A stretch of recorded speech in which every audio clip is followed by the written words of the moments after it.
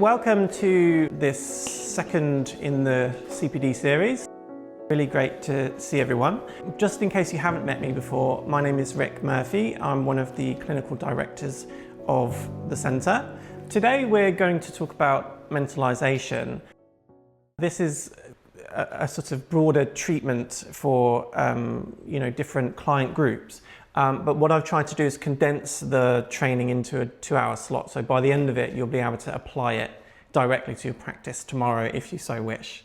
Mentalization has been around since around the kind of 1980s, but it's only recently started to grow a kind of evidence base. It comes out of the Anna Freud Centre, and so Peter Fonagy and Anthony Bateman are the two people that kind of pioneered this approach. I thought we would understand just some of its central concepts. So just the key concepts for today. There's obviously a lot more to it, but then thinking about how the different stances in MBT, mentalization-based treatment, can be applied to a clinical case study. So we'll watch a video of a therapy session with Anthony Bateman and a client, and the idea is we'll try and sort of analyze it from our own perspectives, and then I'll teach you a little bit about mentalization. We'll re-look at it to see whether we're seeing anything different in the client tape. So mentalization is a form of imaginative mental activity about others, about oneself. It's really just about, can I picture what else, what is in somebody else's mind, and how accurately do I picture that? It rests on the assumption that when we engage in the world, what's really happening is we're modeling other people and their intentions, and our reactions are based on that model. So if we grow up and the model that we're given is faulty, is traumatic, then we end up assuming other people's intentions are harsher than they really are. So mentalization's premise is that mental health issues rest on unsuccessful mentalization. So that's the theory in a nutshell. Understanding behavior in terms of mental states is a form of mentalization, and it's not meant to be the same as cognitive behavioral therapy, which does look at thoughts, feelings, that kind of thing. It's actually saying that the action that I do is a performance of my mental model. So that when I behave in the world, I am showing you what's in my mind, and that's accessible to you if you look for it, if you inquire about it. And it does start in early childhood with the capacity to understand ourselves and other people as having minds. So from the very early separation, just looking at Sarah now about to become a mother, and the child starting to crawl, the child starting to form that kind of independence, it rests on their capacity to understand there is a caring person behind me that if I crawl away from into danger will rescue me and scoop me up. And so that's why it's coupled a bit with the attachment system. We'll talk about that in a bit too. Their idea is that mentalization is kind of central to the way that we communicate with other people, and that our relationships are based on modeling one another's minds. So when we connect to another person, often it's because they model us in a way that resonates with who we want to be. Which is why, if we've had a difficult day, we go to find someone that validates our own sense of ourself. And typically we've had a bad day because somebody has invalidated our sense of ourselves. Their model of us simply is, in our view, wrong, So the reason why I think it's an important part of integrative counselling is because looking at the model, the way that a client models other people's minds, can help them to regulate their emotions and to make sense of the relationships around them. If they're inaccurately predicting other people's thoughts and intentions, what you'll find is that they're creating and generating a lot of frustration, anxiety, depression, really difficult psychological states that in a sense come from their own mind. That isn't to say that it's invented. It probably is linked to how they were treated in early life and other things. But today, who they are is essentially, part of the psychological issue as they're experiencing it.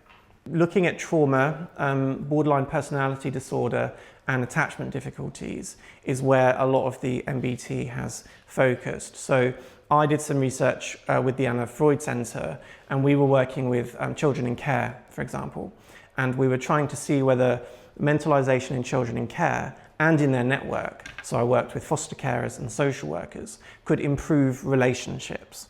And what we found is that the different parts of that system, so the children, the foster carers and the social workers, did have a lot of issues in mentalizing. That is to say, they assumed that the children didn't want to participate in the foster care arrangement when the children did.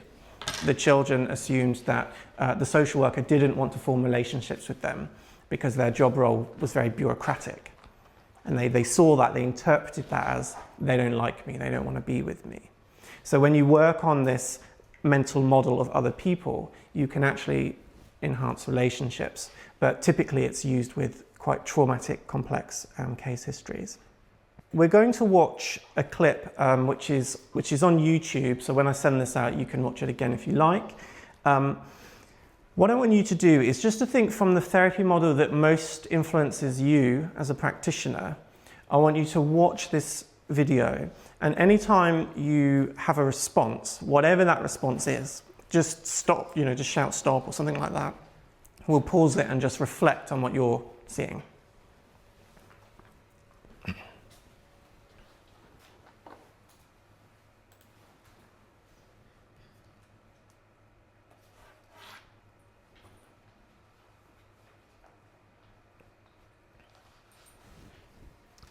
Okay, Lucy, how have you been over the last week then? I've been good. Been good? Yeah. What sort of good is that? Is that good or ordinary good or? No, I think I've been pretty, had a lot on, but yeah, it's been good. Okay. Can I check out what good this is? I still need to know what sort of good. Is it a good shut up Bateman now, or good I'm not going to talk about anything, or no, good, I've had some difficult things the last few days, but I think have you? I've been Has it dealing been with good? them well. Yeah. all right. Tell me what you've been dealing with. I'm surprised nobody's stopped me so far. You might just be being polite. It's quite led. Led? Mm-hmm. He's quite fidgety. Fidgety? He's quite fidgety. Uh-huh. Yeah. So there's an experience of the therapist leading the client and being fidgety. Yeah. And could you go further and say, well, what's your interpretation of that, or what's your experience of He that? just seems to be quite uncomfortable. He doesn't seem to be totally settled. Mm-hmm. Yeah. Doesn't he? That sort of, it's shit. Yeah. Sort of like sort that out maybe before you have a client come in. What's the bit between that though? What, you sound like you have some kind of negative response to the fidgety. Yeah, What's that? I guess distracted. He's slightly distracted. He's Uh-huh. not completely with the client. Is it? Uh-huh. Crying over his back, itching, and his eyebrow itching. So. Yeah. Okay. Did other people pick up similar things? He moves when he pushes the Yeah. more information. Uh-huh. When he's being a little bit, maybe I'll go as far as forceful. Mm-hmm. So he's, it feels like he's, okay, but let's, can I ask more? Can you tell me more about that? Mm-hmm. She answered. Yeah. So when he has to be more directive with the conversation.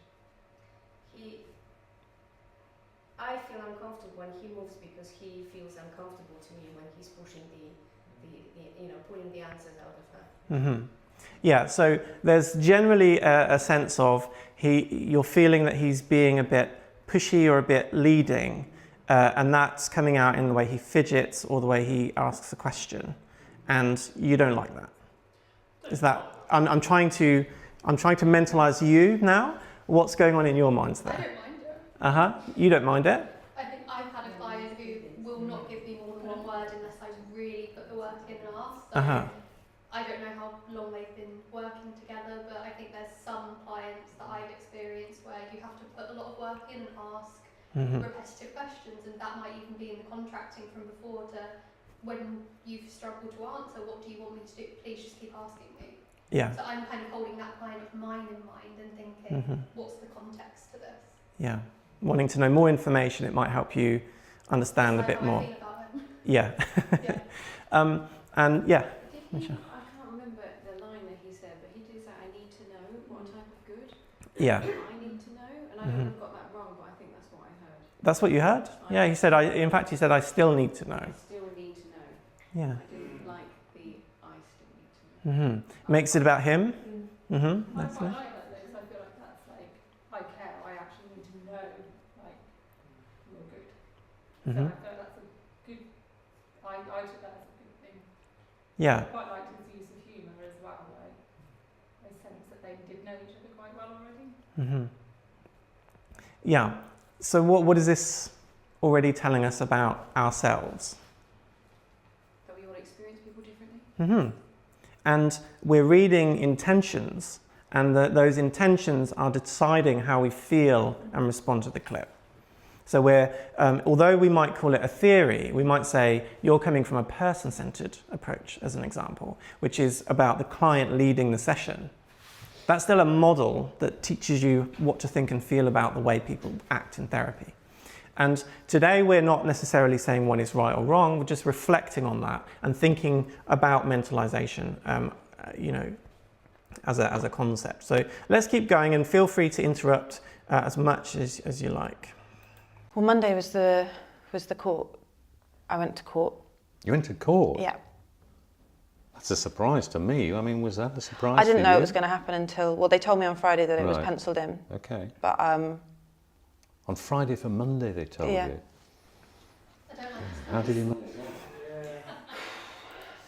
I don't like his what? His face, his expressions, that, I think it didn't seem very non-judgmental. Oh, I feel opposite. I feel like he's noticing that it was a very short period, and he said, "Oh, that's news to me," and she said, "Yeah, I didn't know it." So, and then he went, "Okay." So I feel like He's being congruent. comforting. Oh, yeah, that's a big thing, without saying it and letting her to. But that's mine.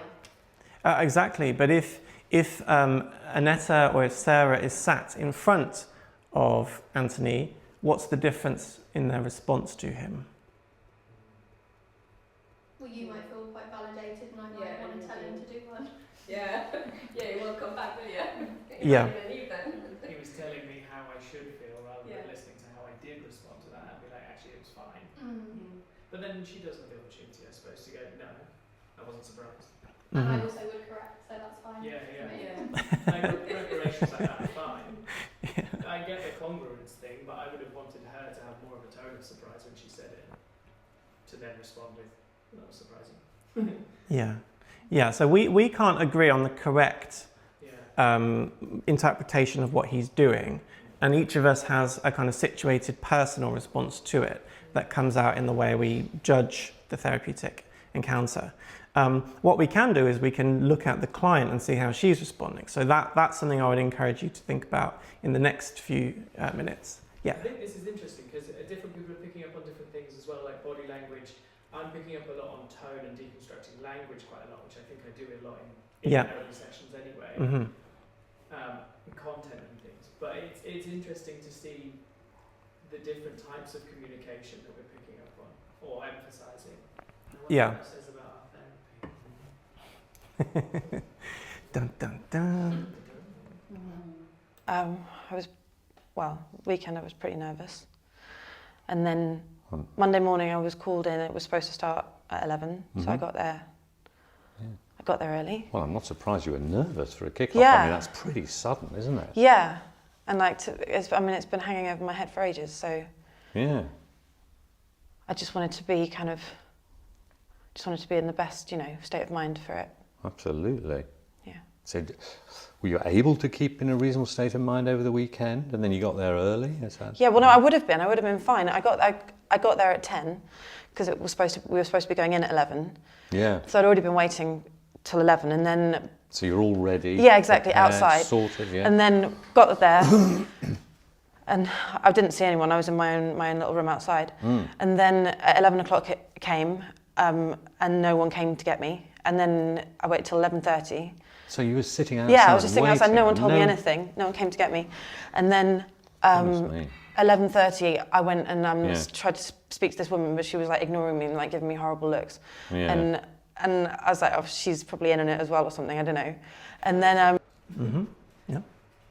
torn between I want him to shut up and let her talk, but also he is tapping into some congruence somewhere because she is becoming more animated and giving.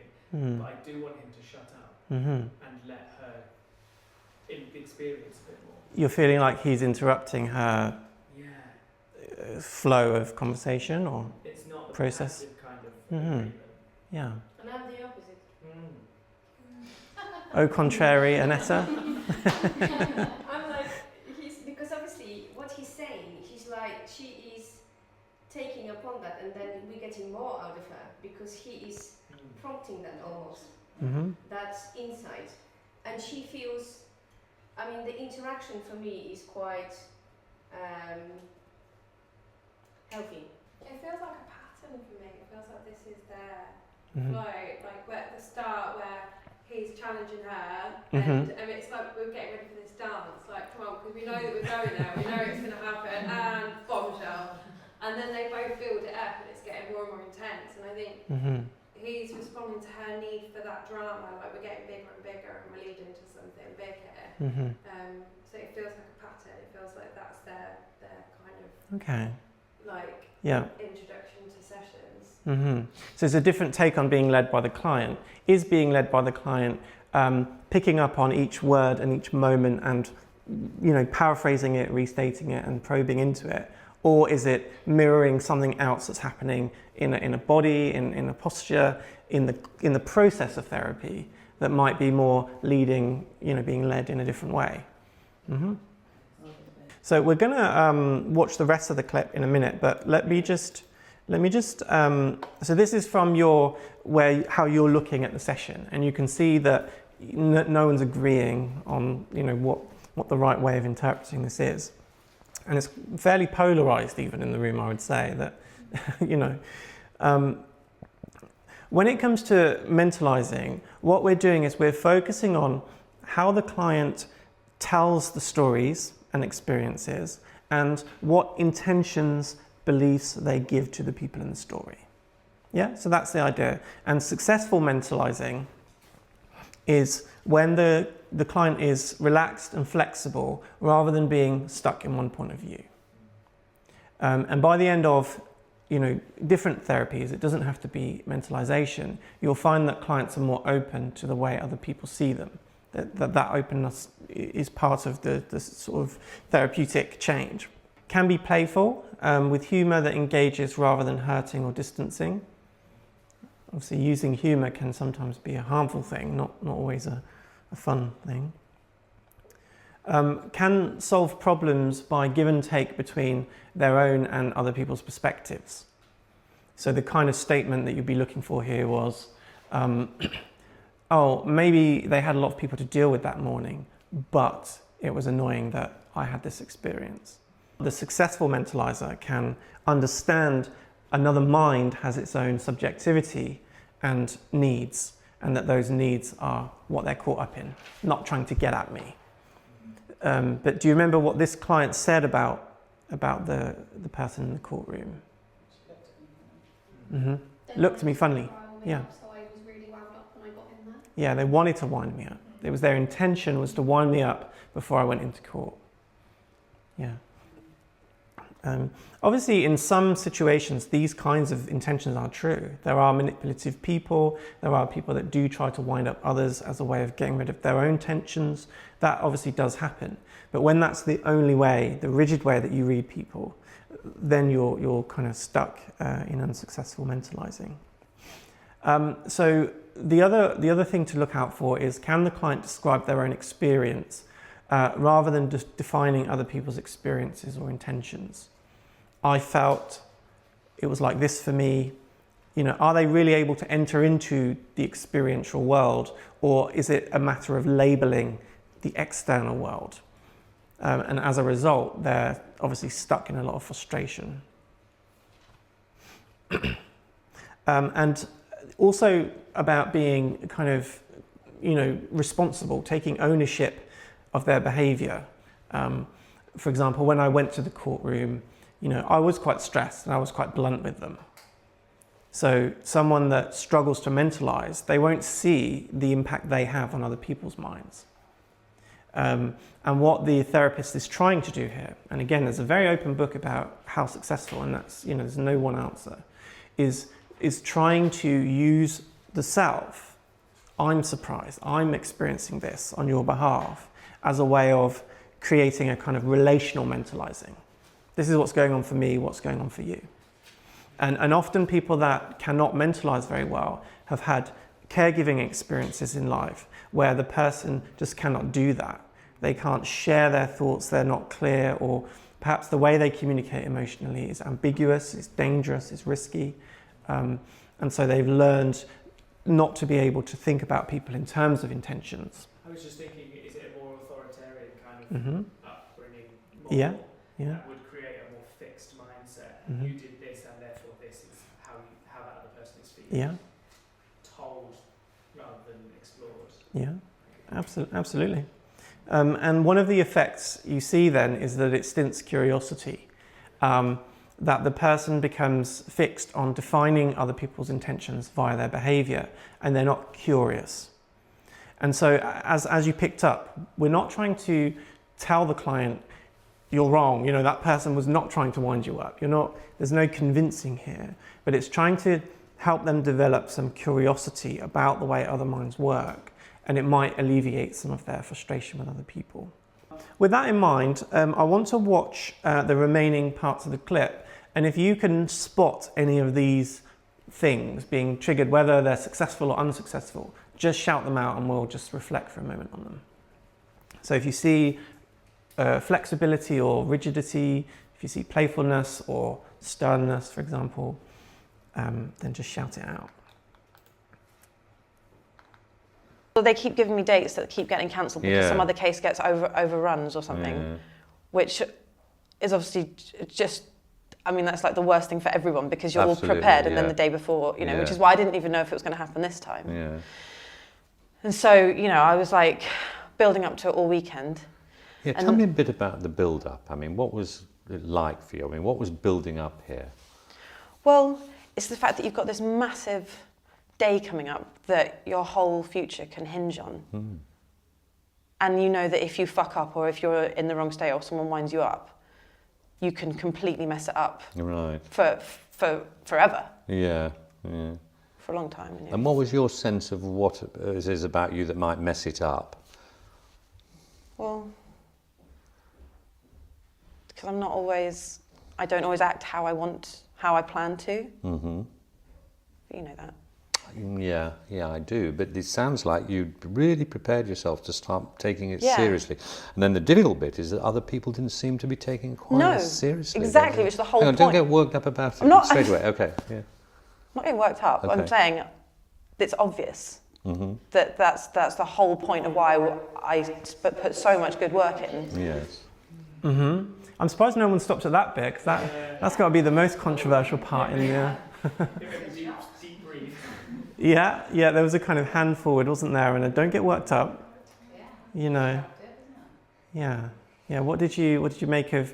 If you try and mentalise what's happening for him and for her, so if you try and do that work, what's going on there for him to step in like that and put his hand out and say, don't get worked up? I suppose this historical context which we haven't seen, whereby she has been very worked up in the past and they've not been able to evaluate depth because she's perhaps getting some, maybe. Yeah. She responds quite well to it, because she's been there before. Yeah, I think if you would have said, let's stay on track, or just pause for a minute, let's stay with this, I would have maybe liked it more.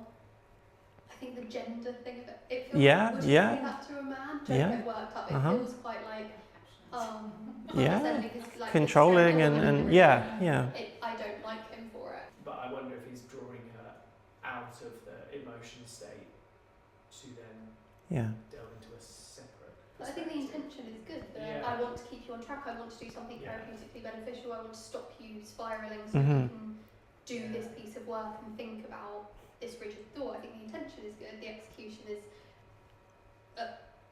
possibly misogynistic. I'd have left at that point as well. Yeah, and this is part of the mentalization process. Is once we get into a rigid state, then it's like an echo chamber, because you see that then she starts to show her first frustration towards him, and she shuts down a little bit quicker in response to the question and starts to kind of escalate a bit. So one obviously idea is from the kind of psychodynamic tradition around transference and countertransference, but mentalization would just put that into the minds and what's happening in the two models of each other.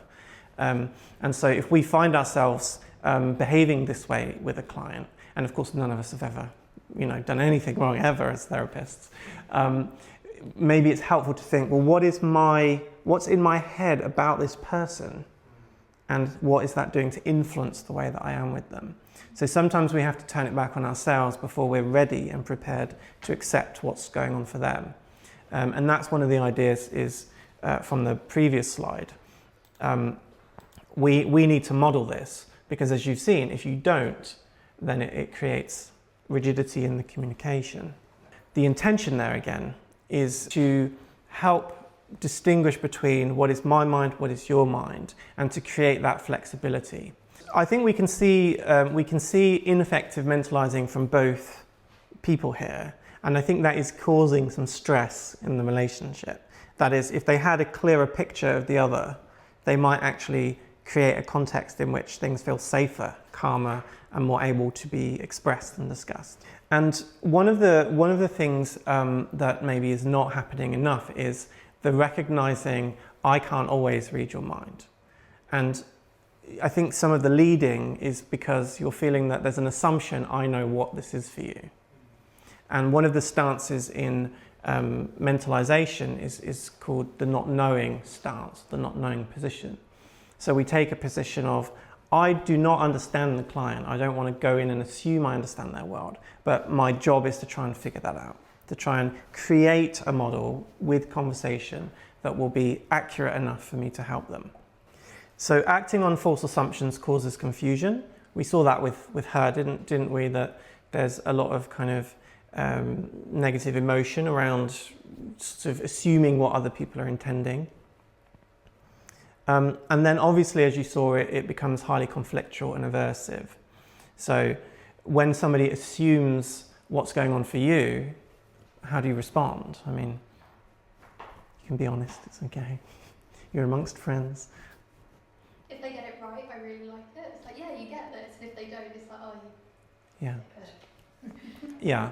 But we've all been caught in those situations with people who have an assumption about who we are and what our intentions are, and they're false.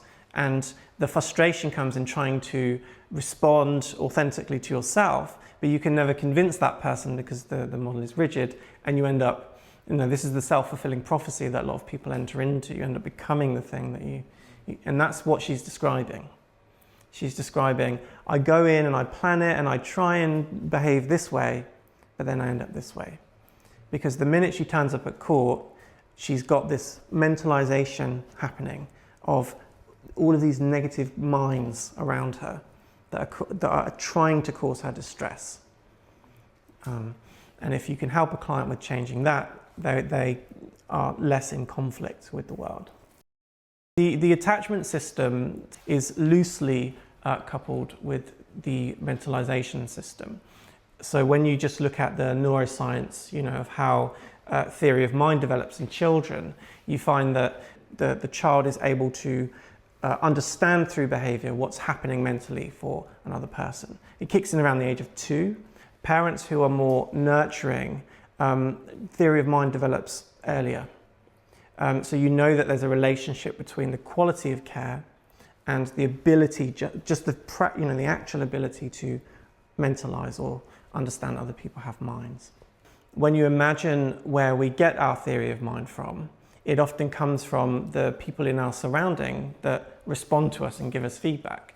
So we have a sibling, we have a parent, we have a teacher, and all of those different minds become internalized into our sense of self. and then we project that out onto other people. So we kind of develop an attachment system, as in an emotional connection to other people based on the quality of care, but then that dictates the content of how we understand what's in their brains. Counselling can hyperactivate attachment systems, not just with children and young people, but also with adults. And without activation of the attachment system, people never learn to function psychologically in the context of interpersonal relationships. Is the activation part of it in key with like challenge? Does it have to come in a challenging format? I know challenge cannot be direct and offensive, but does it usually come in that form? Yeah. And then so does mentalization sit very closely with a lot of challenge? Yeah.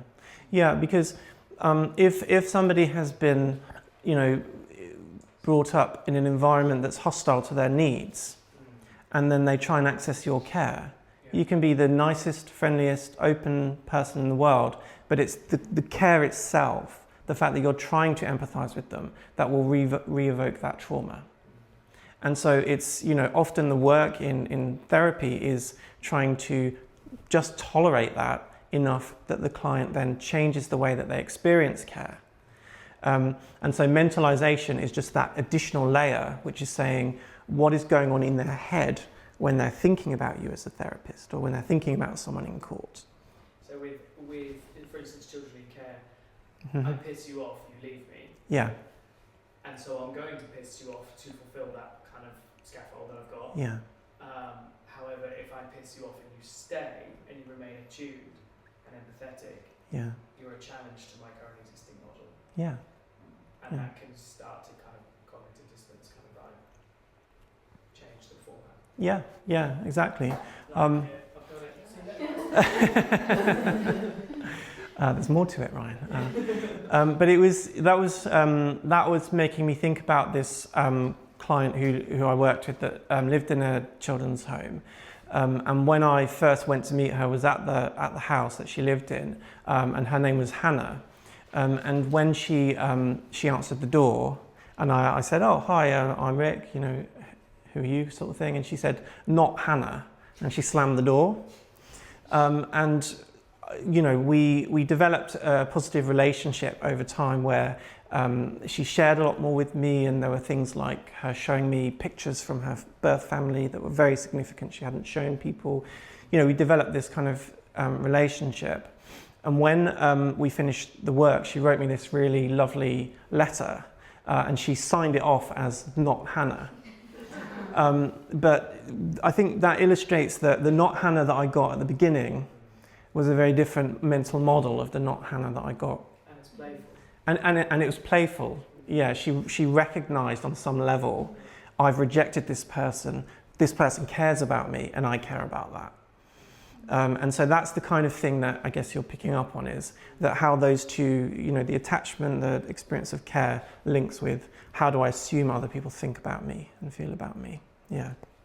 I think we've just covered this, actually. I think this is what we were just saying, that if the parent can reflect the child's intentions accurately, the child learns other people can tolerate and understand me, and therefore I'm a good person. They can internalize that. If a child knocks something off the table, and a parent thinks, "Oh, they're a child running around playing," they respond by saying, "Oh, I'll pick that up for you," and they join in the fun. If perhaps they're from a background where it's much more complex and stressful, they may shout at the child and tell the child pick the thing up, and that creates a very different mental model of what the child is. And growing up in that context means you start to learn that this is how I'm seen by other people. But then it goes into more complex concept, because if you think about it, the child who has a parent who is caring and joins in the fun, also shouting in another situation where the child done that in probably a concept where was told not to run in that room, or I don't know, in that space, or where the hot drinks are, or whatever. Yeah. And then the child still learns that concept because they know, okay, I've done wrong here. So it goes in even further into that understanding. Yeah, and the idea here is that if the quality of care is good enough, then they leave that, they grow up with the more flexible, open way of seeing it. And again, when you look at the attachment research, attunement is only about 30% of time in securely attached children. So the knocking off the table and it's only 3 out of 10 times that a good enough parent realizes that. So parents in the room, or soon to be parents in the room, that's the message. It's not about 100% accuracy, but it's just how that quality of care influences the way the person thinks about other people's minds. So yeah, I think we've explored that. What I wanted to get you to do is just a final act of mentalization to show that you can also do this in creative ways. It doesn't just have to be through language. Before we have a break, I want you to draw something from the client's session. And this is something that you have in your imagination about how they experienced anything they spoke about.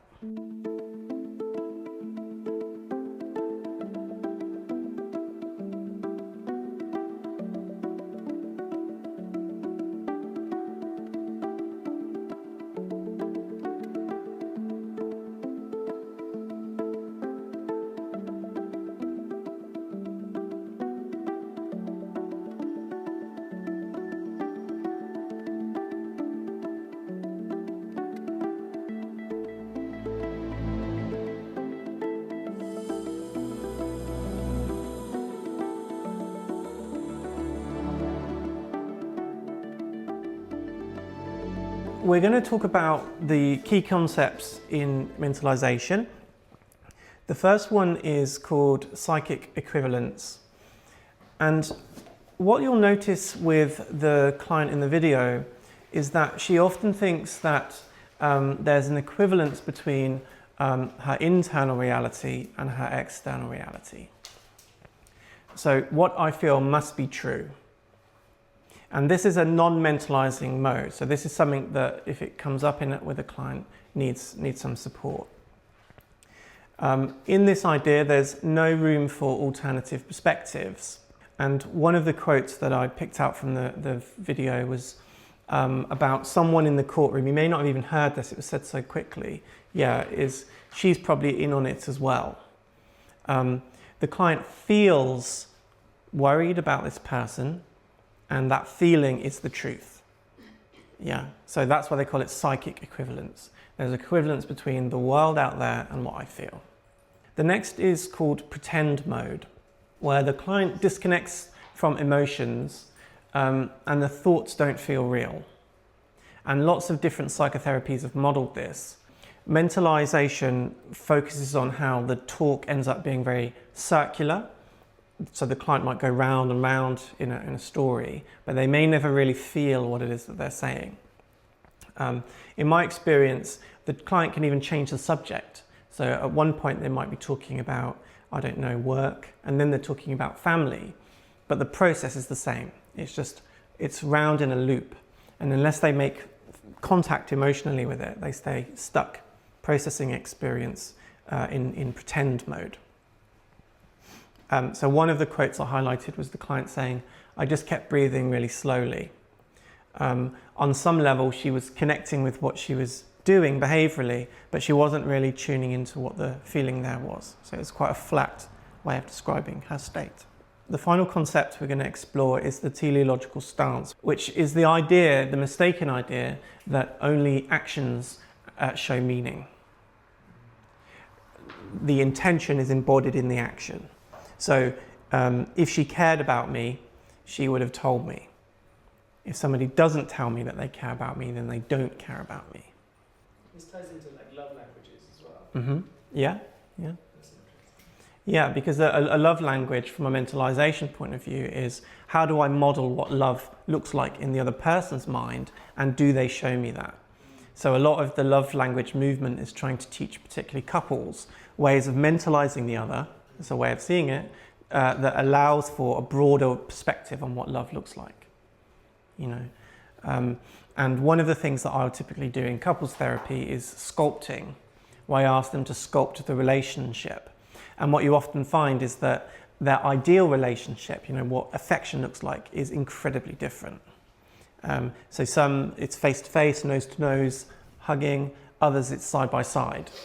Some it's one person in front, one person behind. And if they don't have those, models confirmed by the other person, it's equivalent to saying, I don't love you. So a big part of that is, how do I understand what love looks like in the other person's mind? So it's a good one. One of the quotes from the tape was, I turned up and she was shitty to me, what have I done? And as we said earlier, the thing that you're trying to do as a therapist is to take a position of not knowing. So I don't necessarily see this and say, well, I know she didn't feel that way about you. I'm not trying to go from the teleological understanding, the fact that the client only looks at the behavior, and say, I know about you now. But I see it as an entry point to be curious. And I say, I've noticed that that's what the client is doing. Can I sit and explore this? And one of the ways that Anthony Bateman tried to do this was by saying, can I check what kind of good this is? The intention is checking when she says, I'm good today, or a client says, I'm fine, everything's all right. You're not assuming the mental model, that you've got the right picture drawn in your mind. It's, well, what kind of good? It's trying to just check out and gain a more accurate reflection of that. Typically, you would stop, rewind, and explore. So you might pause at any particular moment in that conversation where you experienced any of those non-mentalizing stances, and help the client just to explore what was going on for them, what was going on for the other people. So what just happened there? What happened at this moment? What happened at that moment? It's important that you label and validate affect. So you validate the emotion. You might say, that sounds overwhelming. It did sound overwhelming. What was it like, or was it like this? Now, the client might say, no, it wasn't overwhelming. It was, and they may supply a different word, and then obviously you just go kind of along with that. But also, mentalization does base itself on the idea that it's okay to challenge a client's perspective, and that if you do it with kindness and sensitivity, the client can really benefit from that. And so if you're sat there feeling like they're being rigid in a particular way, it's not necessarily about saying, look, you're being really rigid there, but you might just say, as I listen to you, I get that it's really frustrating, but I'm wondering I know a lot of clients hate the therapist word wonder. I have some clients that actually say, you're not allowed to say wonder. You're not allowed to say it sounds like, But however you phrase it, you're using yourself, what's going on in your mind, to help them understand the impact that they're having. So you might say, I know that's really overwhelming, it's really frustrating, but I wonder if there's other ways to think about what's in their mind, what's in their head as you're talking with them. Just not because you're trying to take sides and you're trying to challenge, you're trying to open up the possibilities that the client can take on different perspectives. Because if they don't do that, then they get trapped. So the reason for stop looking and listening is to identify non-mentalization. So you stop during a typical non-mentalizing story and you investigate.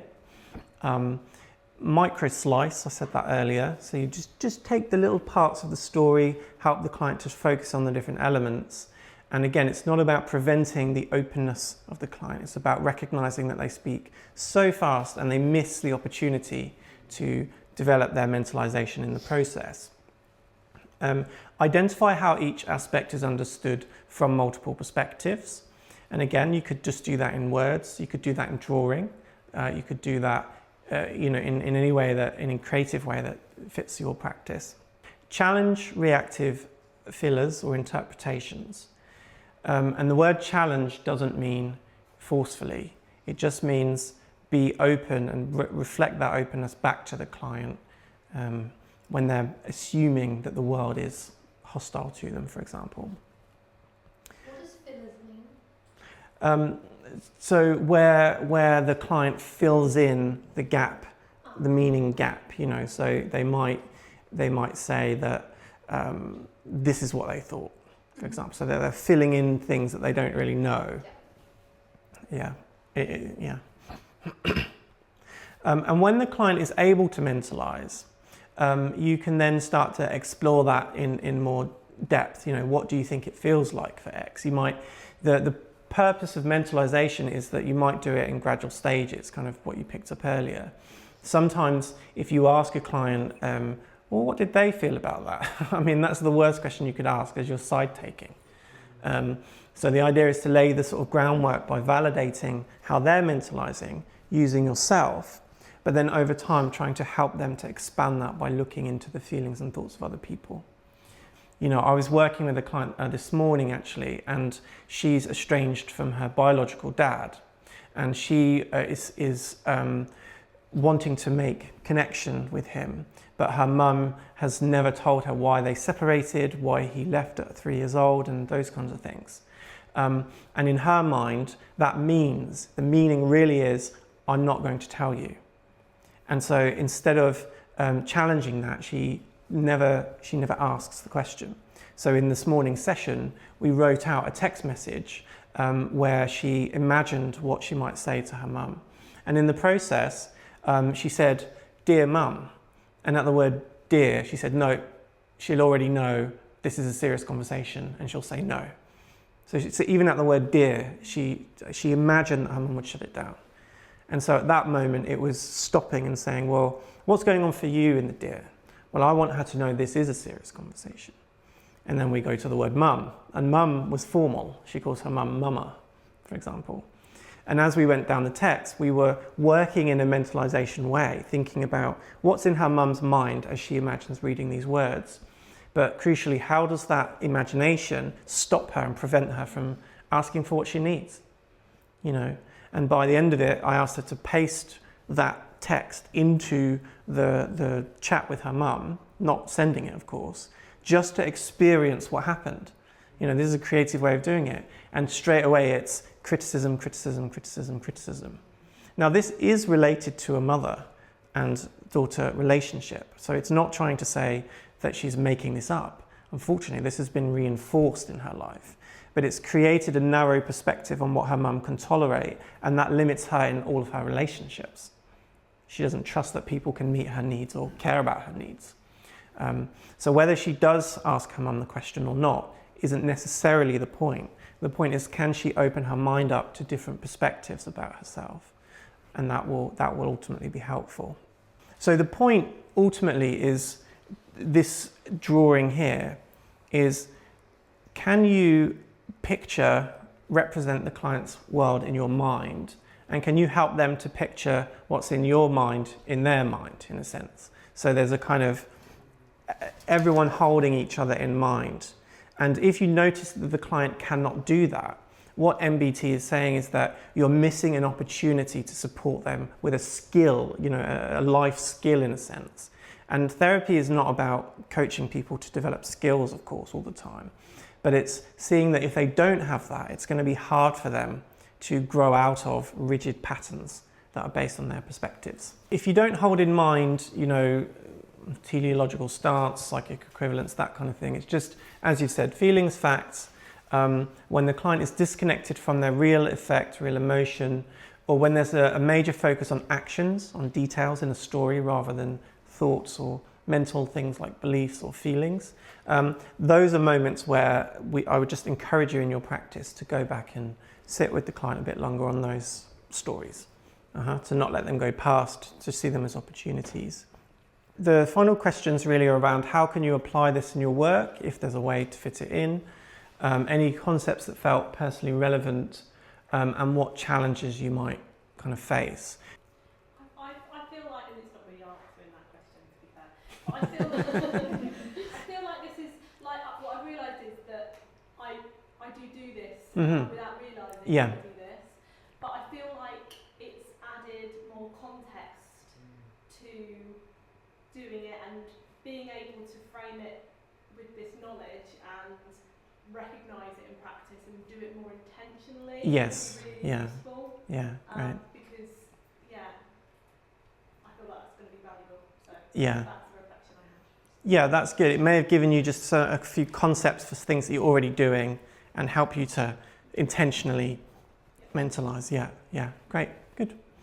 I'm wondering ethically how this would feel for me with children, which I come up a lot against. Yeah. Or when I think about children and the systems they exist within, if this is we understand that you have these beliefs or these expectations of interactions because of whatever caregiving you've experienced, I don't know how I'd feel kind of I think that someone could respond differently to you if they're still living with a parent who's misattuned or where they're chronically neglected. I would find it challenging to apply some of these techniques ethically with children if they're in really complex circumstances. Absolutely, yeah. And what I would say about the ethics is, there's also for me the ethics of seeing that the child is struggling to mentalise and not intervening or not supporting that. So one thing that you might want to think about is, are there ways to do it that are more congruent with your practice? So the first thing that comes to mind is a monodrama where the child is themselves, but then they just take a different seat here, a different seat, this is dad or this is brother or this is whoever.